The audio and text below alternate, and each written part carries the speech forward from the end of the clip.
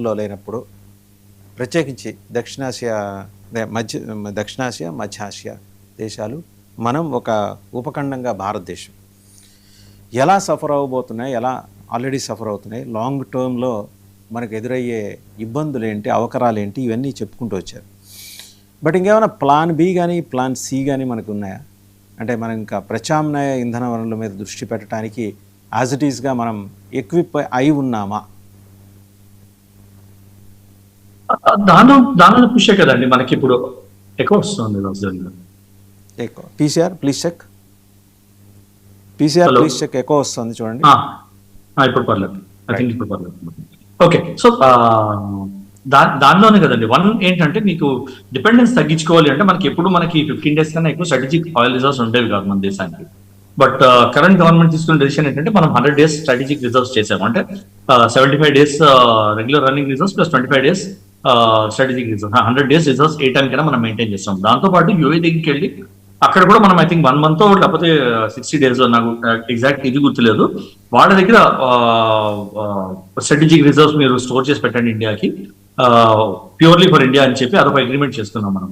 These are all అంటే alternatives. ఒకటి ఏంటంటే depth of your reserve, increasing your depth of reserve increase చేసుకున్నామంటే ఎక్కువ రోజులు సస్టైన్ అవుతారు.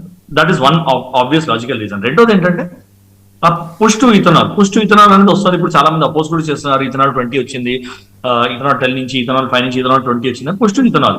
కానీ ప్రాబ్లం ఏంటంటే ఇథనాల్ సస్టైనబుల్ సొల్యూషనా కాదా అనేది ఇంకా మనకి నా ఉద్దేశంలో కొంచెం కంగారు పడ్డామని అనిపిస్తుంది. ఇంప్లిమెంటేషన్ ఆఫ్ ఇథనాల్ కొంచెం కంగారు పడ్డామేమో అనిపిస్తుంది. ఎందుకంటే ఇథనాల్ మీరు ఒక 100 liters ఆఫ్ ఇథనాల్ ప్రొడ్యూస్ చేయడానికి 10,000 liters వాటర్ కావాలి మీకు. And sugarcane crop, so sugarcane crop automatic గా sugarcane prices sugarcane crop మీద డిపెండ్ అయి ఉంటారు. అయితే షుగర్ కేన్ క్రాప్ మీద మీకు వచ్చే ప్రైజెస్ మినిమం ఎంఎస్పీలో అవన్నీ కూడా పెరిగిపోతాయి ఆటోమేటిక్ గా. So some effect it is going to be there on the economy. మూడో ఇంపార్టెంట్ విషయం ఏంటంటే మనం వెహికల్స్ రోడ్డు మీద నడిపిస్తాం మన కార్లు. Have we research enough? మనము రీసెర్చ్ చేసామా ఇథనాల్ 20 మిక్స్ వల్ల కార్ల ఇంజన్ల మీద ఎటువంటి ఎఫెక్ట్ ఉండదని మనం రీసెర్చ్ చేసామా లేదా అనేది మనకి క్లియర్ గా రిపోర్ట్ లేదు. అంటే ఇథనాల్ తక్కువ బర్న్ చేస్తుంది, కార్బన్ ఎమిషన్ తక్కువ ఉంటుంది, పెట్రోల్ కన్నా ఎన్విరాన్మెంట్ మీద ఎఫెక్ట్ ఉంటుంది, తక్కువ ఉంటుంది, ఇవన్నీ సరే, okay fine, scientific reasons are fine.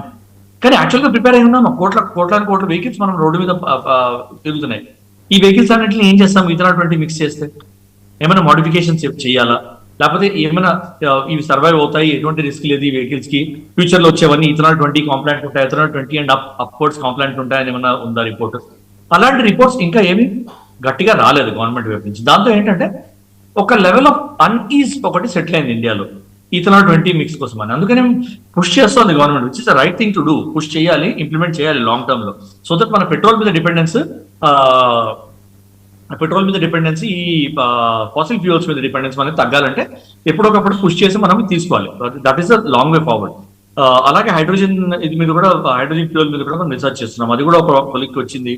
Electrical cars, EVs మీద మనము డిపెండెన్స్ పెంచామంటే వీటిలన్నిటి ఇవన్నీ మన ప్రత్యామ్నాయమే. సో స్లోగా ఏమవుతుందంటే మన పెట్రోలియం ప్రొడక్ట్స్ మీద మన డిపెండెన్స్ తగ్గుతుంది. అలాగే ఆయిల్ ఎక్స్ప్లోరేషన్ కూడా పెంచింది government around our own shores, మన కంట్రోల్లో ఉన్న waters. Oil and gas exploration, వాటి రిజర్వ్స్ ఎక్కడ ఉన్నాయి, ఎలా చేయొచ్చు అనేది కూడా పెంచింది. సో ఇవన్నీ లాంగ్ టర్మ్ మూవ్స్ అండి. షార్ట్ టర్మ్ లో in my view I think ఇంకా మనము మనలాంటి దేశాలు, సాయికృష్ణ గారు అన్నట్టు మనలాంటి దేశాలు they should start piling up the pressure on Iran and USA to stop this nonsensical war అండి. ఇది అట్టర్ న్యూసెన్స్ కానీ క్రియేట్ చేస్తుంది, కానీ ప్రపంచంలో ఏ దేశానికి ఒరిగేది ఏమీ లేదు. చైనా అడ్వాంటేజ్ తీసుకుంటోంది, వాళ్ళ స్ట్రాటజిక్ రిజర్వ్స్ పైలప్ చేసుకుంటోంది, వీళ్ళకి డబ్బులు ఇస్తోంది.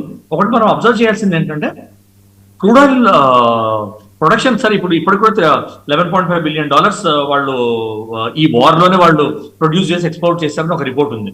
చైనా, ఇరాన్ వాళ్ళు. $11.5 billion is not a small amount. Number 1. Number 2, production తగ్గినా కూడా రెవెన్యూ ఎలా పెరిగింది? ఎందుకంటే ప్రైజెస్ ఆల్మోస్ట్ డబుల్ అయిపోయాయి. So international communities paying similar oil కి డబుల్ ప్రైస్ పే చేస్తున్నారు వాళ్ళు.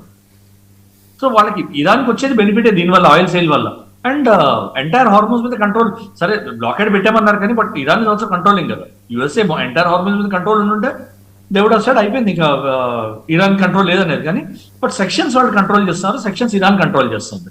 సో ఏమవుతుందంటే there is no easy pass through, which means bottleneck. అది ఆల్రెడీ హార్మోన్స్ ఒక బాటిల్ నెక్. అవును. ఆ బాటిల్ నెక్ లో ఇంకో పెద్ద బాటిల్ నెక్ ఏర్పడింది. ఆ బాటిల్ నెక్ లో ఏమవుతుందంటే పాస్ లో అయ్యే షిప్స్, ఇరాన్ పాస్ చేసే షిప్స్ ఫ్రెండ్లీ నేషన్స్ కానీ అంటుంది. ఎవరు ఫ్రెండ్లీ నేషన్స్ అనేది చెప్పట్లేదు. యూఎస్ఏ పాస్ చేయనిస్తుందా లేదా అనేది ఎవరికి చెప్పట్లేదు. సో ఏమవుతుందంటే అక్కడ బ్లాకెట్ పెరిగిపోతుంది. బయట నుంచి లోపల నుంచి బయటకు వస్తేనే కదా బయట నుంచి లోపలికి వెళ్ళేది. సో బయట నుంచి లోపలికి ఎవరిని పర్మిట్ చేయట్లేదు. సో వీటితో ఏంటంటే ఒక ఇంపాస్ క్రియేట్ అయింది. సో లాంగ్ టర్మ్ గా మనం ప్లాన్ చేసుకోవాలి అంటే మన స్ట్రాటజిక్ రిజర్వ్స్ పెంచుకోవడము, స్ట్రాటజిక్ రిజర్వ్స్ పెంచుకుని మన ఆయిల్ ఎక్స్ప్లోరేషన్ పెంచుకోవాలి. ఎందుకంటే నాకు తెలిసి వచ్చే 5-6 ఏళ్లలో getting away from petrol dependency అనేది is going to be difficult అండి. It's going to be very very difficult. మనది హైలీ పాపులేటెడ్ నేషన్ అండ్ మనకి ఒక పెట్ హాబీ ఏంటంటే మనకి ఇప్పుడు దేశానికి ఎట్లా అయిపోయిందంటే లాస్ట్ 15 years మనం చూస్తే ఏమైపోయిందంటే పెట్ హాబీ మన పబ్లిక్ ఎట్లా అయిపోయిందంటే కొంచెం డబ్బులు వస్తే 2-wheeler కానీ 4-wheeler కానీ కొనేస్తాం మనం. So the amount of production and buying of vehicles to petrol run vehicles or diesel run vehicles has increase manifold అండి. అంత లెక్క లేకుండా రోడ్స్ క్లాగ్ చేస్తున్న వెహికల్స్. దీంతో ఏమవుతుందంటే ఎంత ఎక్కువ తెప్పించినా కూడా, ఎంత ఎక్కువ దిగుమతి చేయించినా కూడా రిక్వైర్మెంట్ పెరుగుతూ పోతుంది. రిక్వైర్మెంట్ పెరగడంతో ఏమవుతుందంటే ఈ ఉన్న రిజర్వ్స్ లోకి లేకపోతే ఇంకా ప్రొక్యూర్మెంట్ పెంచాల్సి వస్తుంది. ప్రొక్యూర్మెంట్ పెంచితే ఏమవుతుంది, మన డిపెండెన్స్ పెరుగుతుంది తప్ప మనకి ఇండిపెండెన్స్ రావట్లేదు. సో మీకు స్ట్రాటజిక్ రిజర్వ్స్ అనేది మీరు టచ్ అయిపోయినా కూడా ఇంపోర్ట్ మొత్తం తగ్గలే కదా, ఇంపోర్ట్ డ్యూటీస్ తగ్గలేదు, ఇంపోర్ట్ రెవెన్యూ కాస్ట్ తగ్గలేదు. సో దాంతో పాటు ఏమవుతుంది, crude oil, Brent oil rates పెరిగిన కొద్ది మనం ఏం చేస్తాము, మన ఫారెన్ కరెన్సీ రిజర్వ్స్ ఏమన్నా దాని నుంచి పే చేయాలి. యుద్ధం స్టార్ట్ అయిన తర్వాత నుంచి ఇప్పటిదాకా మనం ఆల్మోస్ట్ $20 billion మనవి ఫారెన్ ఎక్స్చేంజ్ రిజర్వ్స్ కింద పడ్డాయి. అది గవర్నమెంట్ రిపోర్టే వచ్చింది. $707 billion నుంచి ఐ థింక్ 685 680 వచ్చేసి, which is not a good sign. Last 10-15 years లో ఎప్పుడు మన ఫారెక్స్ రిజర్వ్స్ కిందకి రాలేదు.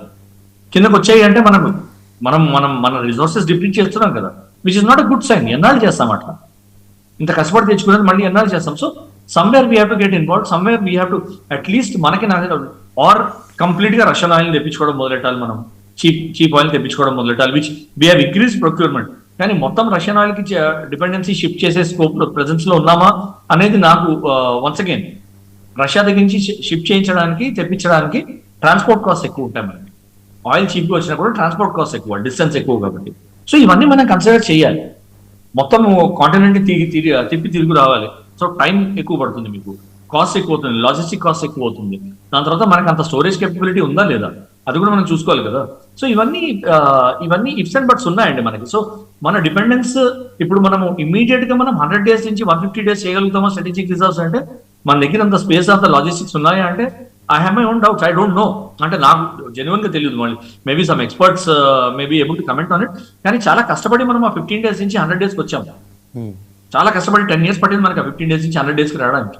సో సడన్ గా 1 month లో, 2 months లో, 3 months లో 100 నుంచి 150కి వెళ్ళాలంటే it's not going to be easy కదా. అంత స్టాక్ చేయాలి, పెరుగుతున్న డిమాండ్ ని స్పైక్ చేయాలి, దానికి ఆల్టర్నేటివ్ చూపించాలి. It's not an easy strategic move. Multi pronged approach ఉండాలి. దాంతో పాటు మనకి ఇంటర్నల్ ట్రబుల్ క్రియేట్ చేసే వాళ్ళు ఇంతమంది ఉన్నారు ఎటువంటి మూవ్ చేసినా కూడా. So internal trouble, internal nuisance makers ని కూడా మనం కన్విన్స్ చేసుకోవాలి, బాబు ఇది దేశానికి మంచిదని. బట్ లాట్ ఆఫ్ మనం కరెంట్ పాలిటిక్స్ చూసేది ఏంటంటే నేషనల్ ఇంట్రెస్ట్ కన్నా పర్సనల్ ఇంట్రెస్ట్, లాబ్సైడెడ్ ఇంట్రెస్ట్ ఎక్కువ అయిపోయింది. సో దానిలో వేరే పొలిటికల్ పార్టీ సపోర్ట్ చేస్తాయా లేదా ఇవన్నీ కూడా చూసుకోవాలి మనం. And if any stringent measures have to be taken, any stringent measure will mean Sai Krishna garu అన్నట్టు transferring the load, the burden on to the end customer. మీ మీదకి నా మీదకి రావడము అనేది కంపల్సరీ స్టెప్ అండి, తప్పదు అది. You can't get in to printing rupee print చేసి మేము పెరుగుతున్న కాస్ట్ ని సపోర్ట్ చేస్తామంటే ఇన్ఫ్లేషన్ పెరిగిపోతుంది, రూపీ వాల్యూ పడిపోతుంది. That is not going to be a sustainable step. అది మనం చేయలేము, చేయకూడదు కూడా. సో మీరు రూపీ ప్రింట్ చేయలేరు, ఉన్న మనీని సర్క్యులేట్ చేయాలి, ఉన్న మనీని సర్క్యులేషన్ పెంచాలి. ఉన్న మనీ సర్క్యులేషన్ పెంచాలంటే ఏం చేయాలి? ట్యాక్సెస్ పెంచాలి, లేకపోతే ప్రైజెస్ పెంచాలి. ప్రైజెస్ కానీ ట్యాక్సెస్ పెంచామంటే ఏమవుతుంది? అది మన మీద వెయిట్ పడుతుంది, మిడిల్ క్లాస్ మీద వెయిట్ పడుతుంది. మిడిల్ క్లాస్ మీద వెయిట్ పడిందంటే కాస్ట్ ఆఫ్ లివింగ్ పెరిగిపోతుంది. సో ఇవన్నీ లింక్డ్ ఎకానమీ అండి మనది. అండ్ ఆ లింక్డ్ ఎకానమీలో అంత ఈజీ కాదు ఇలాంటి స్టెప్స్ తీసుకోవడం. అండ్ దాంతో పాటు మీరు ప్రైజెస్ పెంచారు, లేకపోతే పెట్రోల్ ప్రైజులు ఏమైనా పెంచారంటే ఇప్పుడు ధర్నాలు చేయడం అవన్నీ కూడా మొదలెట్టే కదా, అదొక కాస్ట్, మళ్ళీ రెవెన్యూ కాస్ట్ మన గవర్నమెంట్ మీద. సో ఇవన్నీ క్యాస్కేడింగ్ స్టెప్స్, మల్టిపుల్ స్టెప్స్ ఉంటాయి. It is not easy. మీరు నిప్పుల మీద ప్రొటెక్షన్ లేకుండా నిప్పుల మీద నడిచినట్టే ఉంటుంది ఇదంతా గవర్నమెంట్ కి. But I'm sure they are thinking and they are closely watching this situation. And చూద్దాం నెక్స్ట్ ఫ్యూ డేస్ లో ఏం స్టెప్స్ తీసుకుంటుంది గవర్నమెంట్. మన ఇండిపెండెన్స్ మన దగ్గర మన చేతిలో పెట్టుకోవడానికి, మన కాస్ట్ ఆఫ్ దిస్ వార్ మన ఎండ్ కస్టమర్ మీద వెయిట్ పడకుండా ఉండడానికి గవర్నమెంట్ ఎట్లాంటి స్టెప్స్ తీసుకుంటుందో చూడడం అనేది చాలా ఇంట్రెస్టింగ్ అవబోతుంది ఫ్యూచర్ లో. రైట్. సాయి కృష్ణ గారు మీరేమంటారు? Vasudevan garu, I have a few more points to add to what our colonel has said. దీనికి మనకు ఆల్టర్నేటివ్ ఏముంటుంది, how to handle this situation India as far as India is concern అంటే, నాకు రెండు మూడు పాయింట్స్ యాక్చువల్గా that came to my mind. Absolutely I second what our colonel sir has told. దాంతో పాటు ఏంటంటే, మనము ఫస్ట్ మన ఇంపోర్ట్ బాస్కెట్ని డైవర్సిఫై చేయాల్సిన అవసరం ఉంది ఇప్పుడు. Instead of depending on completely on the Eastern Gulf, లేకపోతే ఈ పశ్చిమాసియా మిడిల్ ఈస్ట్ మీద డిపెండ్ అవ్వడం కంటే, one alternative is already there, Russia ఉంది మనకి. అట్లాగే మీకు western African continent and Latin America దేశాల నుంచి లాంగ్ టర్మ్ రిలేషన్స్, ఒకదాన్ని మనం లాంగ్ టర్మ్ కాంటాక్ట్స్ మనం ఎస్టాబ్లిష్ చేసుకోగలిగితే మన ఇంపోర్ట్ బాస్కెట్ని డైవర్సిఫై చేయొచ్చు. ఇది ఒక ఆల్టర్నేటివ్. కాకపోతే it takes lot of time, ఆ నెగోషియేషన్స్ అవసరం అవుతాయి. వయబిలిటీ ఎంత ఉంది అనేది ముందుగా ఫీజిబిలిటీ, వయబిలిటీ రెండూ చదవాలి. కాకపోతే ఆల్టర్నేటివ్స్ కనిపిస్తూ ఉన్నాయి. ఎందుకంటే ఏదో ఒక రోజున ఇట్లాంటి ఒక ప్రమాదం, ఎక్సెసివ్ డిపెండెన్సీ ఏదైతే ఏ దేశాలతో అయితే మనం ఉంటామో అక్కడి నుంచి జరుగుతూనే ఉంటుంది. సో అది మన గ్రోత్ని స్టాల్ చేయకూడదు. ఎందుకంటే now India is the fastest growing economy. దాన్ని స్లో డౌన్ చేయటం కానీ దాన్ని రివర్స్ చేయటం కానీ ఉండకూడదు. రెండోది ఏంటంటే, సార్ చెప్పినట్టు స్ట్రాటజిక్ పెట్రోలియం రిజర్వ్స్ ఏవైతే ఉన్నాయో మనకి, ఇఫ్ యూ అబ్జర్వ్ విశాఖపట్నం కానివ్వండి, మంగళూరు కానివ్వండి, లేకపోతే పాదూర్ కానివ్వండి, దీంట్లో ఈ strategic petroleum reserves as far as the report is concerned only 72% వరకు మనం రిజర్వ్ చేస్తున్నాము అని. ఇంకోటి ఏం చేయొచ్చు అంటే, we should now explore the possibility of piling up that strategic reserves to 100% or 95%. అంతవరకు చేయడానికి సామర్థ్యం ఎంత ఉంది, ఇట్లాంటి ఆకస్మికంగా వచ్చేటువంటి ఉపద్రవాలు ఏవైతే ఉన్నాయో వాటిని హ్యాండిల్ చేయడానికి వీటిని మనం రెడీగా పెట్టుకోవడం. సాయి కృష్ణ గారు, ఇక్కడ నాకు ఒక ప్రశ్న. Western Africa and Latin America నుంచి ఆల్టర్నేటివ్స్ ఎక్స్ప్లోర్ చేసుకోవడానికి దిశగా ఆలోచించాలంటున్నారు. నాకు ఇక్కడ సందేహం అంటే, అగైన్ డిస్టెన్స్, టైం, ఎక్స్పెండిచర్, ఇవి ఎలా ఉండబోతాయి ఒకవేళ ఇఫ్ ఎట్ ఆల్ అవి మెటీరియలైజ్ అయితే? కరెక్ట్. నేనేమంటున్నానంటే, లాటిన్ అమెరికా కానీ వెస్టర్న్ ఆఫ్రికా కానీ వీటిల్లో ఏమవుతుంది అంటే, వీటిల్లో because of the geographical location, ఆ కన్స్ట్రైంట్స్ వల్ల పెద్దగా ఏ దేశాలు దాంతో ఆయిల్ తీసుకోవట్లేదు. But there were reserves. మనం ఏమంటున్నాము, ఫీజిబిలిటీ ఆలోచిస్తే, ఇఫ్ నెగోషియేట్ చేసుకోగలిగితే, లాంగ్ టర్మ్ కాంటాక్ట్స్ని వాళ్ళతో ఎస్టాబ్లిష్ చేసుకొని లాంగ్ టర్మ్ మ్యూచువల్ బెనిఫిట్ని వాళ్ళకి చూపించగలిగితే, these countries require financial support. So ఇప్పుడు రష్యా ఎట్లయితే యుద్ధం కోసం దాని ఆయిల్ని తగ్గించి మనకు అమ్మిందో, బహుశా లాంగ్ టర్మ్ కాంటాక్ట్స్ ఎస్టాబ్లిష్ చేసుకుంటే వాళ్ళకి ఇంపోర్ట్ ఇన్కమ్ ఇచ్చే అవకాశం ఉంది. కాబట్టి మేబీ డిస్టెన్స్తో ఎంత అయితే కాస్ట్ ఎస్కలేట్ అవుతుందో ఆ మేరకు మనం దాని నుంచి సబ్సిడీస్ కానీ డిస్కౌంట్స్ కానీ తీసుకునే అవకాశం ఉంటుంది. ఎందుకంటే రెండు వైపులా డిస్కషన్స్ ఉంటాయి. బెనిఫిట్ ఎప్పుడు రెండు వైపులా మనం ఎక్స్చేంజ్ చేసుకోవాలనుకుంటాం. కాబట్టి ఆ ట్రేడ్ కంటిన్యూ అవ్వాలి అంటే ఇది ఒకటి ఉంటుంది. రెండోది distance.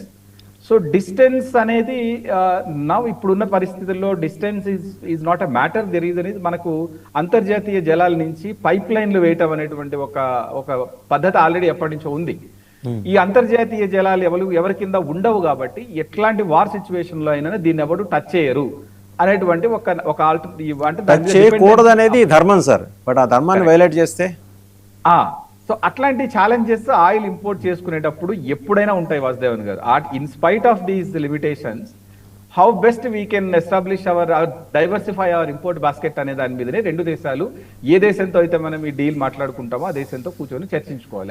I said it takes time అన్నది అందుకనే. ఎందుకంటే ఈ రెండు ఎక్స్ప్లోర్ చేయాలి, ఈ రెండు మనం అసలు వైబిలిటీ స్టడీ చేయాలి, ఫీజిబిలిటీ కూడా స్టడీ చేయాల్సి వస్తుంది. ఇది రెండోది ఏంటంటే, నాకు ఇంకొక పాయింట్ యాక్చువల్గా వైల్ టాకింగ్ టు యూ నాకు ఒక పాయింట్ గుర్తొచ్చింది. మనము బిఫోర్ ఇంపోర్టింగ్ ది శాంక్షన్స్, ఈ సెకండరీ శాంక్షన్స్ ఏవైతే ఇంపోజ్ చేయబోయే టైంలోనే శాంక్షన్ వేవర్స్ తీసుకొని ఉండాల్సింది. పర్టికులర్ గా మనం చాబహార్కి ఎట్లా తీసుకోవచ్చు, చాబహార్ అనేది కేవలం ఇరాన్ తోటి మనం తీసుకునేటువంటి ఒక వాణిజ్య అయినటువంటి అంశంగా చూడకుండా ఆఫ్ఘనిస్తాన్కి మనం ఇచ్చేటువంటి హ్యూమన్ హెల్ప్ ఒకటి ఉంటుంది, extending the human support to the Afghanistan.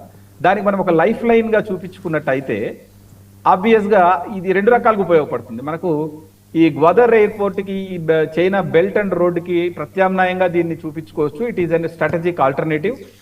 ఇది రెండోది ఏంటంటే మనం ఈ చబహార్ నుంచి సీన్ సిటీస్ వేవర్ తీసుకున్నాం కాబట్టి అక్కడి నుంచి మనం ఏమైనా ఇంపోర్ట్ చేసుకోవడానికి అవకాశం ఉంటుందేమో, because that port is now maintained by India, లేకపోతే మన చేతిలో ఉంటుంది కాబట్టి చేసుకోవచ్చే అవకాశం ఉంటుంది. ఇది అమెరికా దగ్గర చాలా బలంగా ప్రతిపాదించాలి.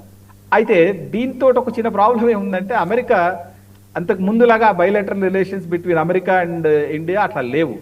దీనికి కారణం ఏం చూపిస్తుంది? అగైన్ రష్యాతో మనం ఆయిల్ తీసుకుంటున్నాము. సో ఇందాక చెప్పినప్పుడు it is a linked economy. ఈ లింక్డ్ ఎకానమీలో ఒక దేశంతో మనము కొన్ని స్ట్రాటజిక్ పాయింట్స్ డిస్కస్ చేసేటప్పుడు ఎక్కడో బటర్ఫ్లై ఎఫెక్ట్ లాగా ఇంకెక్కడో జరిగేది దీన్ని ఇంపాక్ట్ చేస్తూ ఉంటుంది.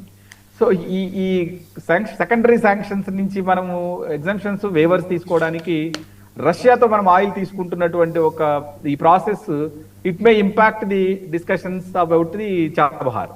ఇది ఒక అవకాశం ఉంది. దీంతో పాటు ఏంటంటే హౌ టు హ్యాండిల్ దిస్, దీని మీద ఇందాక నేను యాక్చువల్గా I think yesterday night I studied to an extent.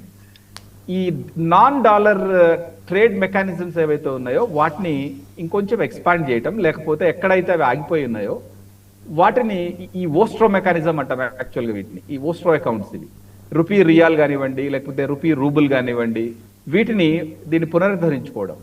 So that dollar impact, dollar మీద డిపెండెన్సీ తగ్గితే ఏమవుతుందంటే అమెరికా డైరెక్ట్గా ఎక్కడైతే ఇన్వాల్వ్ అవ్వదో అటువంటి చిన్న చిన్న ప్రత్యక్షంగా ఉన్నటువంటి ఈ ప్రభుత్వ నాన్ గవర్నమెంటల్ బ్యాంకింగ్స్ క్లియరెన్స్లు అనేవి కూడా ఈజీ అయిపోతాయి మనకి.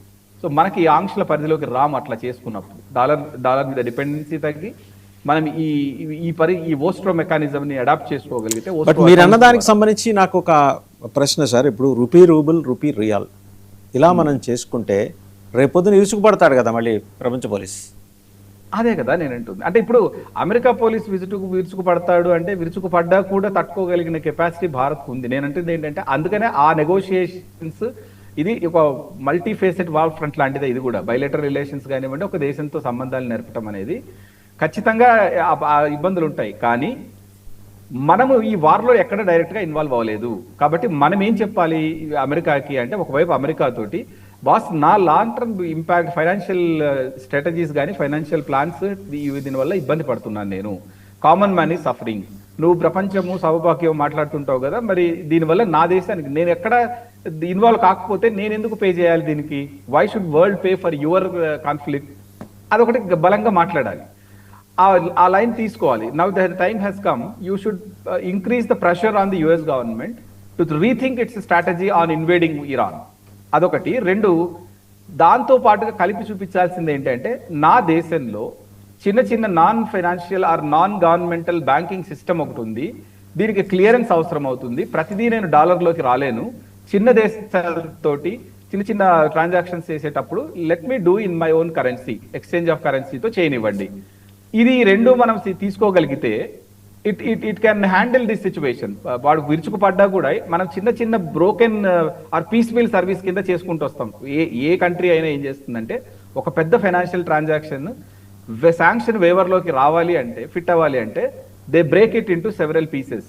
ఆ సెవెరల్ పీసెస్ ఏ బ్యాంకింగ్ సిస్టంలో అయితే, ఏ ఎక్స్చేంజ్ సిస్టంలో అయితే, ఏ క్లియరింగ్ సిస్టంలో అయితే ఫిట్ అవుతాయో దానిలోకి తీసుకొస్తారు. ఫర్ ఎగ్జాంపుల్ 5 ఎకరాల కన్నా ఎక్కువ ఉన్న వాడికి నేను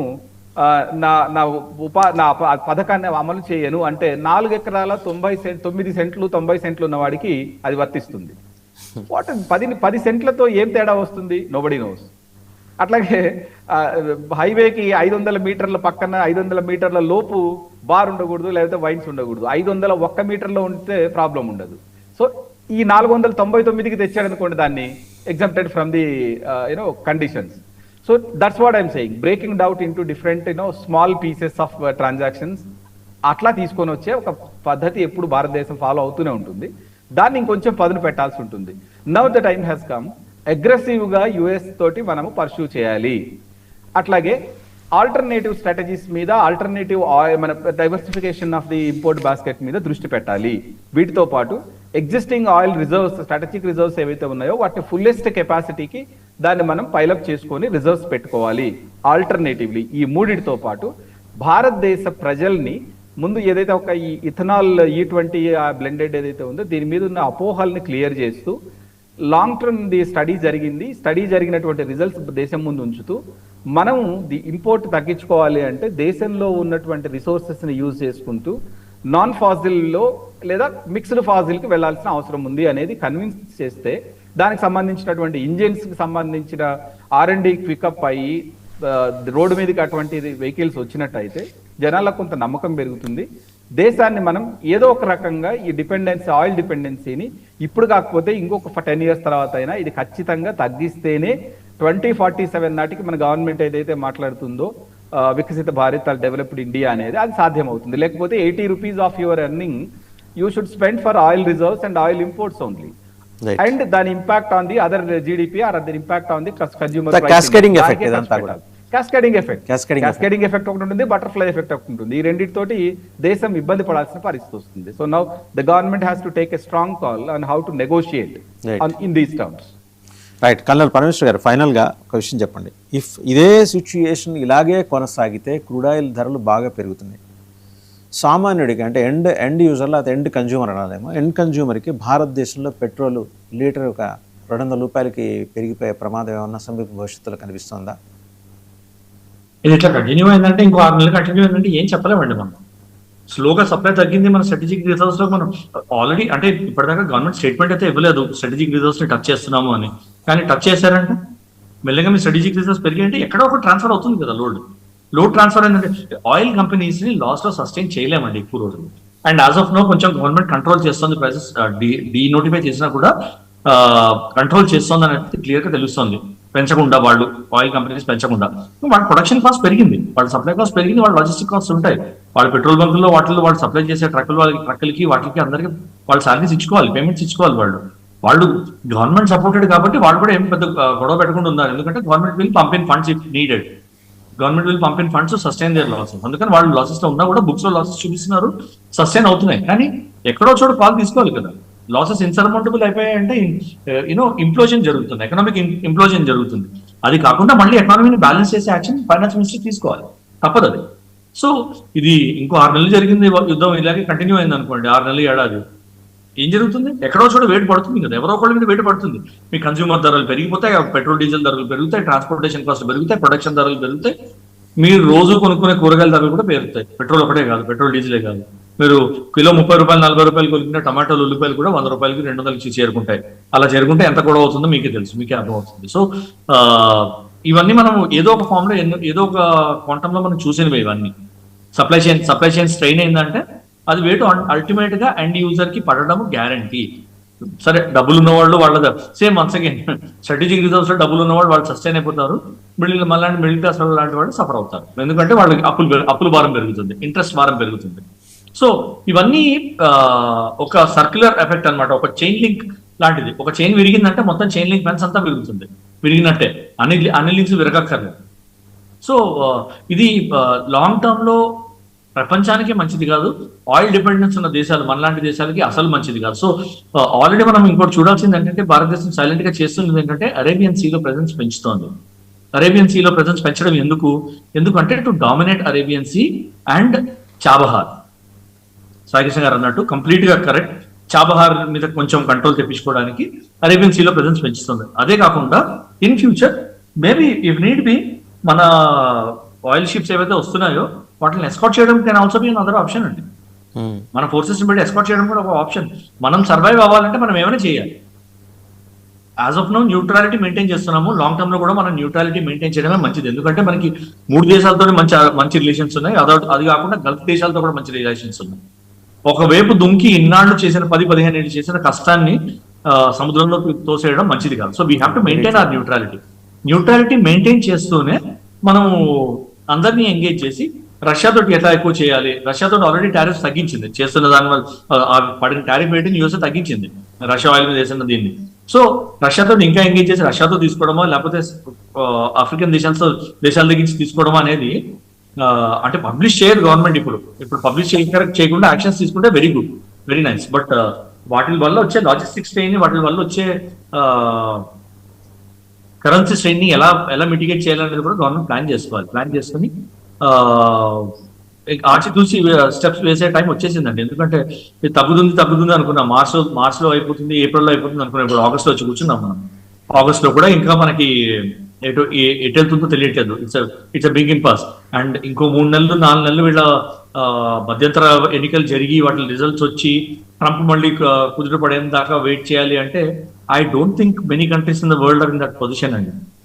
భారతదేశం చలో ఒకవేళ సార్ మీరు అన్నట్టు ఇంపీచ్మెంట్ దాకా పరిస్థితి దిగజారితే, ట్రంప్ పూర్తిగా నిర్వీర్యం అయిపోతే, అంటే ఆయన చేష్టలుడిగి కుర్చీకి కన్ఫైన్ అయ్యే పరిస్థితి ఉంటే అప్పుడైనా యుద్ధం ఆగే అవకాశం ఉందా, సూచన ఉందా? ఇప్పుడు యుఎస్ఏ ఎట్లా అయిపోయిందంటే యుఎస్ఏ బయటికి రాలేదండి. ఎవరు వచ్చినా కూడా ఎటువంటి డెసిషన్ తీసుకున్నా కూడా మేము యుద్ధం నుంచి బయటకు వచ్చేస్తున్నామని చెప్పి వాడు కాల్ తీసుకోలేరు. ఆయన ఓడిపోయినా గెలిచినా ఒకటి ఆయన రిలైజ్ చేయాల్సింది ఏంటంటే ఆయన తెలిసే ఉంటుంది, తెలియక కాదు కానీ. బట్ అన్ఫార్చునేట్లీ సెకండ్ టర్మ్ లో ట్రంప్ కి తానంటే తందాన అనే వాళ్ళు ఉన్నారు, కానీ గట్టిగా అడ్వైస్ ఇచ్చేవాళ్ళు ఎవరు కనిపించట్లేదు. అందరు అట్లాంటి వాళ్ళని సరౌండ్ చేసి పెట్టుకున్నాడు. ప్రశ్నించే వాళ్ళందరినీ బయటికి పంపించేస్తున్నాడు కదా. ఆవిడ ఇంటెలిజెన్స్ డైరెక్టర్ దగ్గర నుంచి, తులసి గబాడ్ దగ్గర నుంచి అందరినీ బయటికి పంపించేస్తున్నాడు కదా.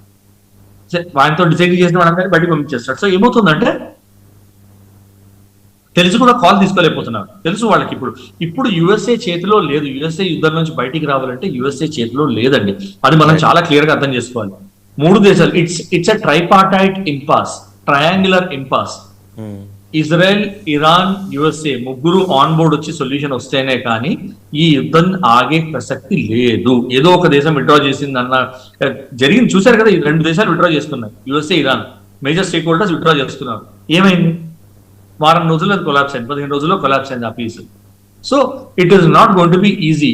నెగోషియేషన్ టేబుల్ మీద ఇంకా blackmail, browbeating, Trump చేసే యుఎస్ఏ చేసే దాన్ని బ్రౌ బీటింగ్ అంటారు ఇంగ్లీష్ లో. ఇగో బాంబులు వేస్తాను, ఇదిగో నిన్ను నాశనం చేస్తాను అంటాడు, కానీ చేయలేడని తెలుసు. వాళ్ళ అండర్ గ్రౌండ్ రిజర్వ్స్ ఎక్కడ ఉన్నాయి, ఎలా వస్తున్నాయి, వాళ్ళు ఇప్పటిదాకా వాళ్ళ పెద్ద పెద్ద మిసైల్స్, వెపన్ సిస్టమ్స్ ఇంకా యూజ్ చేయలేదు. సరే వాళ్ళ నేవీని మట్టుబట్టి ఉండొచ్చు, ఎయిర్ ఫోర్స్ మట్టుబట్టి ఉండొచ్చు, కానీ వాళ్ళు దాన్ని యూజే చేయలేదు యుద్ధంలో. ఐఆర్జీసీ కమాండ్ అండ్ కంట్రోల్ అట్లనే ఉంది ఇంకా వాళ్ళది. ఐఆర్జీసీ కమాండ్ అండ్ కంట్రోల్ నడుస్తుంది. ఐఆర్జీసీనే దేశాన్ని నడిపిస్తుంది ఇరాన్. ఏమి అచీవ్ చేసావు నువ్వు? వాళ్ళ 2-3 లైన్స్ ఆఫ్ లీడర్షిప్ ని చంపేశావు. అయినా కూడా దేశం నడుస్తుంది కదా. మోర్సో ఐ థింక్ సాయికృష్ణ గారు పాయింట్అవుట్ చేసినట్టున్నారు, నేషనల్ సెంటిమెంట్. యుద్ధం జరిగినప్పుడల్లా నేషనల్ సెంటిమెంట్ యునైట్ అయిపోతుంది. ఎంత అగేన్స్ట్ రూలర్ ఉన్నా కూడా ఇట్లాంటప్పుడు ఇరాన్ ఏమంటుంది, ముందర ఈ యుద్ధం నుంచి బయటపడాలి మనం, దాని తర్వాత మన ఇంటర్నల్ ప్రాబ్లమ్స్ చూసుకోవచ్చు. సో నేషనల్ సెంటిమెంట్ అగేన్స్ట్ గా ఎట్లా 3 రోజుల్లో వాళ్ళందరూ సివిల్ వార్ అయిపోతుంది, వాళ్ళని ఓవర్థ్రో చేస్తారు, గవర్నమెంట్ ఓవర్టేక్ చేసుకుంటారు అని అనుకున్నాడు. ఏమీ జరగలేదు. సో నవ్వు ఎట్లా అయిపోయిందంటే అడకత్తల్లో పోక చొక్కన్నట్టు అయిపోయింది. ఆయనది ఎటు కాకుండా ముందుకి వెనక్కి వెళ్ళకూడదు, devil in the deep sea అన్నట్టు అయిపోయింది ఆయన ఇది. సో ఆయన చేతిలో లేదు. He has to go silent and ensure ఆ మీడియేటర్స్ ఎవరైతే ఉన్నారో వాళ్ళు మాట్లాడి ఒక పీస్ ఒప్పందం తీసుకొచ్చి, పీస్ ఒప్పందం అన్ని పార్టీస్కి వచ్చే బెనిఫిట్ కావాలంటే ఇరాన్ మీద ఉన్న ఆర్థిక ఆంక్షలు కూడా ఎత్తివేయాల్సి రావచ్చు, వాళ్ళకి ఫ్రీజ్ చేసిన అకౌంట్స్ కూడా వాళ్ళకి తీసేసి వచ్చేయచ్చు. In the long term of the world, in the long term interest of USA itself, that call is important. ఆ కాల్ వాళ్ళు ఎప్పుడు తీసుకుంటారనేది మనం వెయిట్ చేసి చూడండి. Let us hope so sir. అంటే మంచే జరగాలని కోరుకుందాం. ట్రంప్కి కూడా దేవుడు మంచి మనసు ఇవ్వాలి, సవ్యంగా ఆలోచించాలి అని చెప్పి కోరుకుందాం. Thank you very much for participating in the big debate. Thank you colonel Parameshwar గారు, కోట సాయికృష్ణ గారు. సో ఇది ఈరోజు బిగ్ డిబేట్. ట్రంప్ అనే ఒక వినాశకార వ్యక్తి ఈరోజు అమెరికా అధ్యక్ష పీఠం మీద కూర్చున్న దరిమిలా ఉత్పన్నమైన ఈ వ్యవహారాన్ని ఇవాళ ట్రంప్ కూడా అడ్రస్ చేయలేని పరిస్థితి. సో అందువల్ల ఏంటంటే స్టేక్ హోల్డర్ అయిన ఇజ్రాయెల్ని మీటింగ్కి పిలిచి, ఈ టేబుల్ మీద, డైలాగ్ టేబుల్ మీదకి పిలిచి మాట్లాడితే కానీ దీనికి ఒక పరిష్కారం దొరికే అవకాశం లేదు. బట్ నెతన్యాహు కొండెక్కి కూర్చున్నాడు. మరి ఆయన ఎప్పుడు కొండ దిగుతాడు అండ్ ఈయన ఎప్పుడు కొండ వైపు చూస్తాడు? ఇది we have to wait and see. Thank you very much for watching big debate.